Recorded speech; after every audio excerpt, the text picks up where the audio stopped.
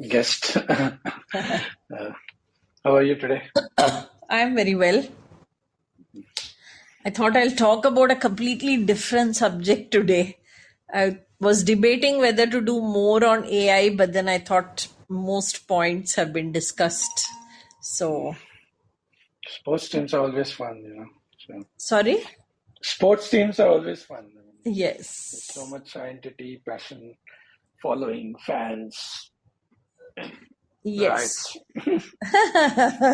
Yes.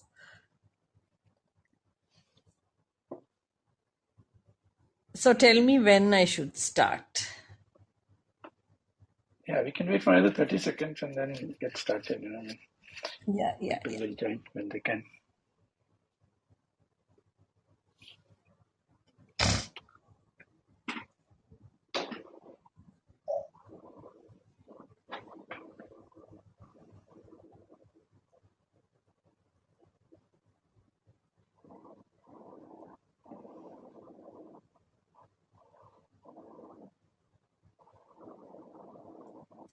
Okay, so I'll start. Yeah. Yeah. So basically, what got us working on this exercise as a team was, there is a newly launched chess league. So because it's a newly launched league, we were looking at the logos and identities of those chess leagues. And then that sort of got us thinking that let's compare it with the very well established first and foremost league, which was the IPL teams, and then came Pro Kabaddi. So, what do we find when we look at the logos of Pro Kabaddi teams? And is there something that these chess guys have in common or not? And also looking at the women's IPL teams. What sort of ideas do they follow? What sort of logos do they create, and so on? So all of that was quite interesting. And so to go into what we found, basically, as can be guessed, the underlying metaphor, there is a metaphor that underpins much of this team identity design. And that metaphor is that tournaments are akin to wars, right? And sporting arenas are the modern day battlefields. So, therefore, then, by extension, the players are warriors, and hence much of the identity and symbolism of the teams are all to do with telling the warrior story or the warrior narrative, right? So we'll start by looking at some of the IPL teams which have, so you have Delhi Capitals, Punjab Kings, Chennai Super Kings, Bengal Warriors, Royal Challengers, and then the Bengaluru Bulls is in the same space but with a different animal. But all of these, the Delhi Capitals, Punjab Kings, Chennai Super Kings, and the Royal Challengers, Bangalore, all of them feature, and this Bengal Warriors, so they feature lions or tigers, right? So the open mouthed fangs showing, that the sort of fierce looking eyes, and that rendition of the animal. So this clearly sort of they are looking and indicating that the warrior is actually a ferocious warrior is ferocious in battle, and he or she embodies animal instinct when they fight. They play is equal to fight when they are at war, and the idea that raw aggression is actually the key to victory. So even the bull is like this angry bull which is looking ready to charge. So the lions, tigers, and angry bull, and because these animals are ferocious animals, they kind of sit at the top of the food chain. They are predators. At least they're the lions and tigers. They are known for their stealth, speed, innate strength to harm, and so on. So all of this literally visually indicating raw aggression as the warrior quality that is important for victory. Then, of course, they take this core visual symbol and then add some more layers around it. So the colors of aggression are used by some, which is the red or the very dark orange or red, which you could associate with blood, for example. Not orange, but that red is blood, and therefore also in that sense aggression. Orange red, so the ferocious animal and that feeling. Some, like the Delhi Capitals, adds on the shield, again another symbol of battle and warriors. And then all the brand names are written in capital letters, heavy block capital letters, so seriousness, authority, etc. So each team is presenting itself as a serious contender in battle. And then also words conveying dominance and fighting spirit, right? So you have the kings, and then you have the super kings, and of course Bengal warriors clearly says that the team are fighters. So these also again convey dominance and fighting spirit. So the ferocious warrior is actually the most serious contender to win in the tournament. That's the idea, that all these logos, so 1, 2, 3, 4, 5, 6 logos and brand identities basically convey this thought about the ferocious warrior. Then there are the other warrior representations, which are of two kinds. One is the European knight with the heavy metal mask and then some fire symbol attached to the top of the face mask, the heavy metal face mask, which you find in the Kolkata Knight Riders and in the Telugu Titans. So he is a strong man. He is also aggressive because of the fire, and then the helmet and the fighter, and references to the earlier era of medieval knights who were known to be famous for their fights and fighting spirit and so on. So that's the next one that we find. And the Telugu Titans is back in red and with the fire and so on. Whereas Kolkata Knight Riders aims for a more elite, prestigious approach with the purple color, which is more the color of royalty. And the Telugu Titans, he looks you in the eye, and he's looking like he is in the attack mode. And then, of course, the Titans again connotes power and dominance. So, and then there is a third approach to the same aggression, warrior, etc., which is the muscular man with the mace, like the Bhim, and all muscle and muscular, etc., etc. So yet another way of saying aggression, right? So it's really quite interesting how far they have tried to drive this theme of aggression and the warrior in all of these. So whether it's the Gujarat Giants or the Haryana Steelers, Haryana, of course, Steeler is also the allusion to Bhim of the Mahabharat with the brute physical strength, and so on. So again, that the wrestling muscles, strong man, also mustachioed, like the really long curling mustache, which you kind of turn up in North India and South India when you want to underline your masculinity and your power and your strength. So this kind of brute force as the key strength, and that's what's going to help you win. And then there are some which are little more sophisticated, or not so much about raw aggression, instinct, physical strength, brute force and all that, in a little bit more into the precision and the aggression, but it's a kind of controlled aggression with the whole UP Yodha and the arrow and the reference to Arjun in the Mahabharata. Tamil Talaivas also has this sort of very pinpointed, precise kind of precision in the visual representation of these aggressive warriors.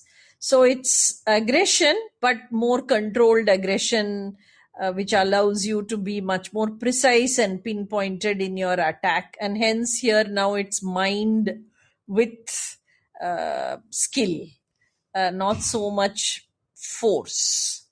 So that's how he or she marches forward.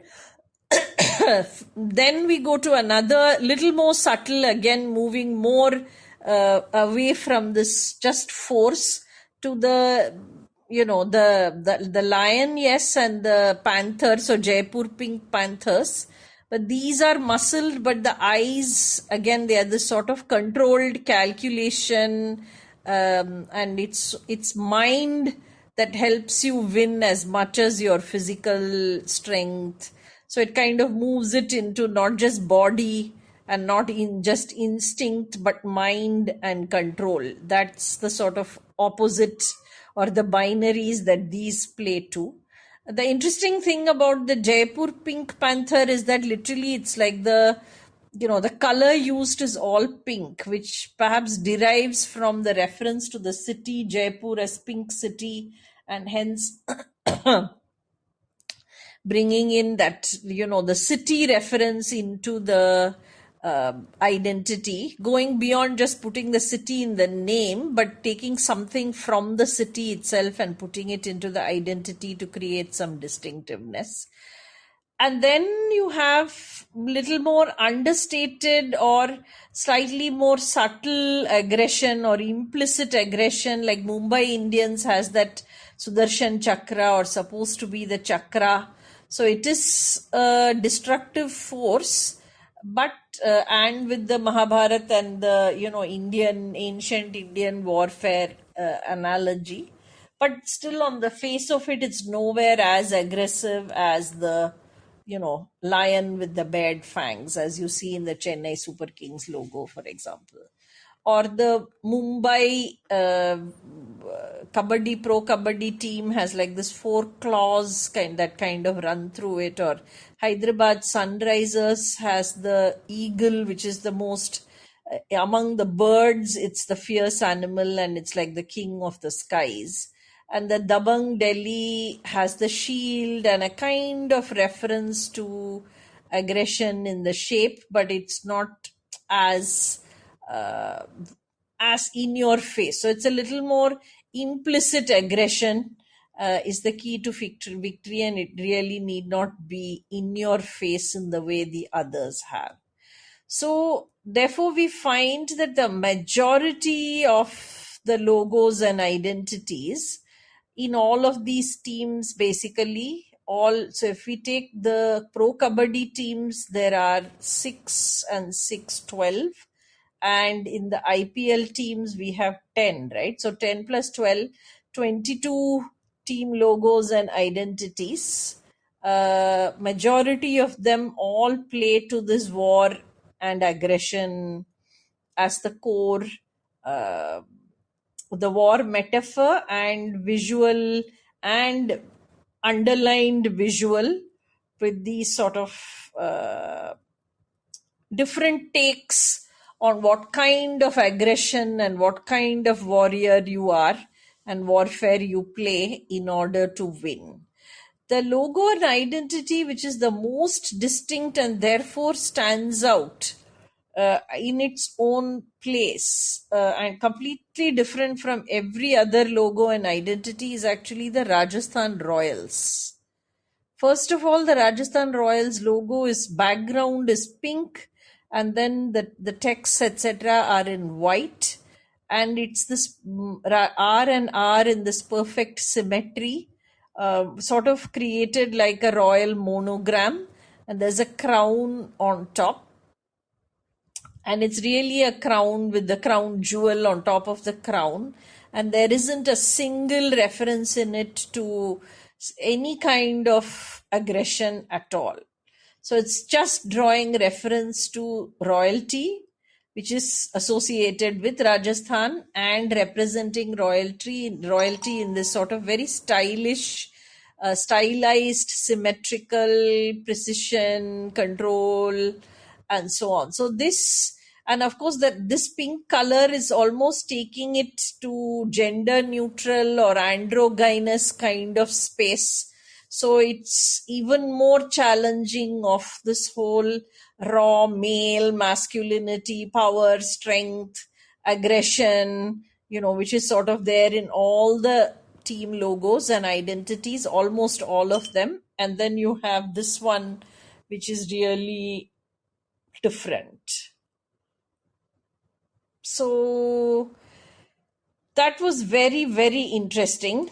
And so therefore it's almost implying that the team's league logo actually denotes that you do not need to show aggression to rule, right? So it's in fact implying that we are born to rule, and therefore winning is a given. And we are not, so it's almost sort of saying that all of the others are like the foot soldiers in the king's army, and while you might go out into the battlefield and play, but actually the real mastermind behind the battle or the war and the winning is actually the rulers, and they are sort of, they know what it is like and they know what is necessary to do in order to win, which which is playing at a completely different level than the players or the warriors who are out there in the field. And the symmetry also connotes discipline, and that the discipline that leads you to victory, right? So the Rajasthan Royals is born to rule, and discipline leads to victory. And with this, the color scheme referring to Rajasthan, or at least Jaipur and the pink city, and this sort of androgynous or gender neutral kind of color scheme. So that's really, really interesting, and it makes it completely distinct and quite consistent in telling a story or narrative. So if we were to kind of assess these and say, okay, what are the optimal, like what would be like excellent logo design versus things which are average and things which are really indistinct, or you would say, okay, need to rework kind of designs. So the ones that we think are really good, we could look at it from two perspectives. So you could look at it from a branding perspective. So if you look at a logo or identity from a branding perspective, you would focus on, will it get attention? Will it stand out when it's visible? Will it get attention? Will it be distinctive vis-a-vis the competition? And then will you remember it? Is there some memorable feature in the identity? And is there a message for you to pick up? So those would be the typical assessment from a marketing branding standpoint. Whereas if you looked at it more semiotically, you would look to see how does it connect in with culture. How does it build a narrative that makes it a strong symbol in culture, and is that a kind of consistent narrative? Does it leverage pre-existing symbolism that people are already familiar with in order to build an emotional connect with the team? And does the identity actually play a role in building a connect with the team itself? It may or it may not, or the intent might be to do that. And from that perspective, when we look at it, then the designs of Delhi Capital, for example, with the shield, but also the reference to, there is the shape of the Rashtrapati Bhavan and the the capital nature of the city. So there is a Delhi story in this identity, along with the tigers and the aggression. So it sort of combines the aggression story with the Delhi story to actually build a kind of symbolism for this Delhi Capitals brand when we look at the identity. Rajasthan Royals, I already told you about how it builds a completely distinct identity at all these levels. So yes, it will stand out. Yes, it will get attention. Yes, it connects to Rajasthan, and yes, it tells a story at multiple levels. So it works both at a branding and at a symbolic semiotic level, like the Delhi Capitals does. Similarly, the Jaipur Pink Panthers also is, quite stands out quite distinctively because of its color combination, and also because of the aggression, but it tells a different kind of story about aggression, and it connects back to Jaipur because of this pink aspect. And if you know Pink Panther as a series, you may also say that there is a little bit of lightheartedness and play. So it's sport and it's not really war, which you have to take so seriously.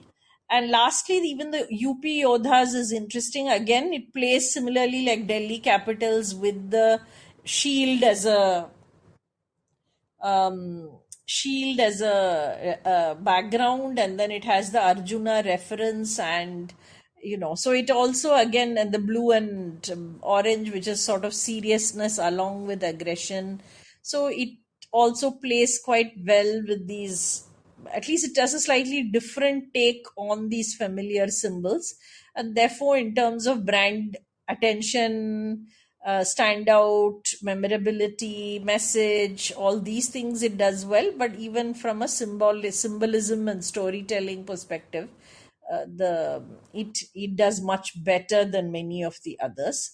The ones that are really bad or ineffective are Gujarat Titans and the Lucknow Super Giants, because you really don't know what elements. I mean, they are most uh, nondescript would be the right words to describe them, because there's no story, there's nothing in the colors, uh, there's no strong message, nothing distinctive, nothing to remember.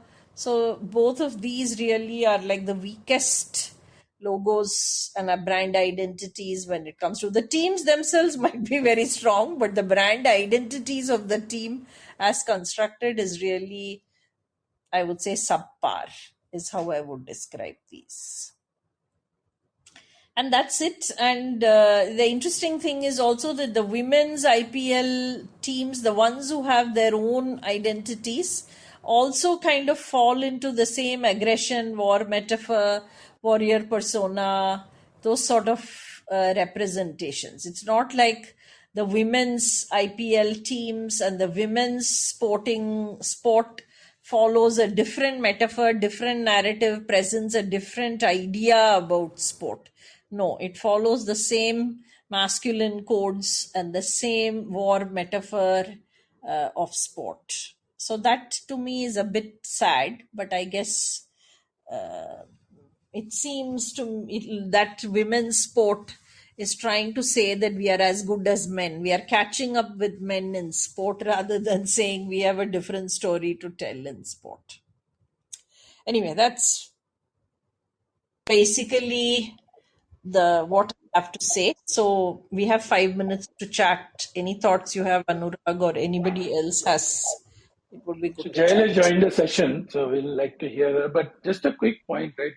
Actually, that the sport gears, right, are so innumerable, right, that you get so much opportunity to communicate, right, whatever you want to communicate as a team, right? And off late, for example, right, I mean, there used to be a time when jerseys used to be one or two, right? You would wear a home jersey and an away jersey in most matches, right?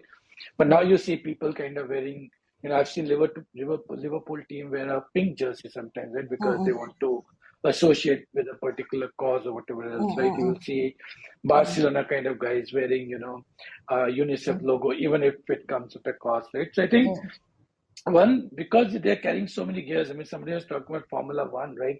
Look at the number of gears they wear, right? Everything is a piece of communication, right? But outside of that, I also wanted to mention that, I mean, some of the other very powerful symbolisms I've seen in sports, and which unfortunately is not as ubiquitous in the sense that every team has it to any significant extent, right? But whoever has it, is so powerful. So if you look at the anthem that Liverpool plays, right? You will never walk alone, right? I mean, I've been in those stadiums, right? And how it raises goosebumps, right?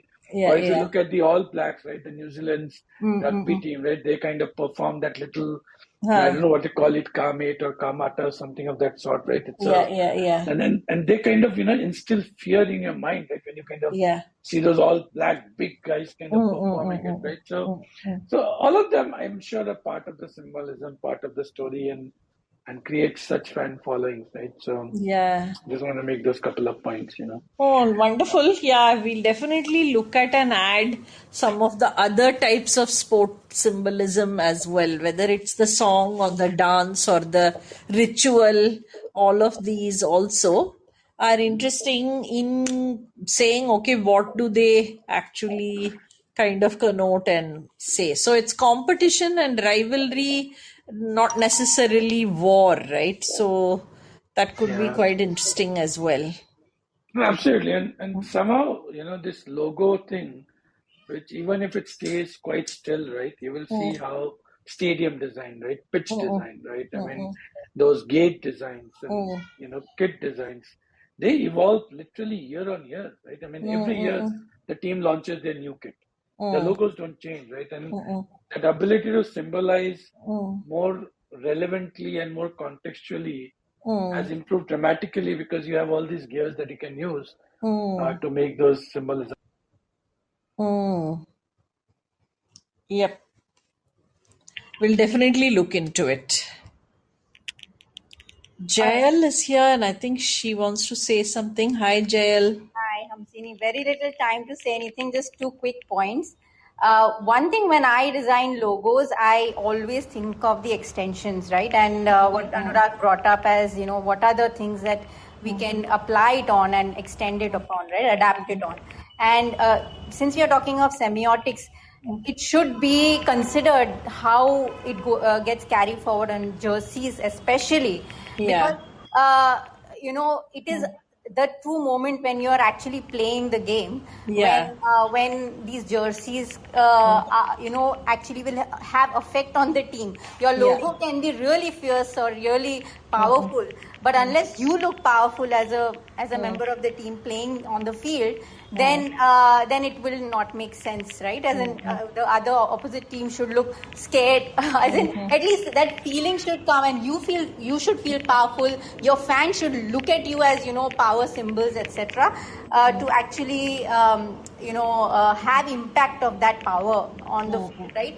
So I think that how you extend the logo makes a huge difference. So I was, in fact, did a pitch for I think Bangalore Bulls or something like that, Yeah. Yeah.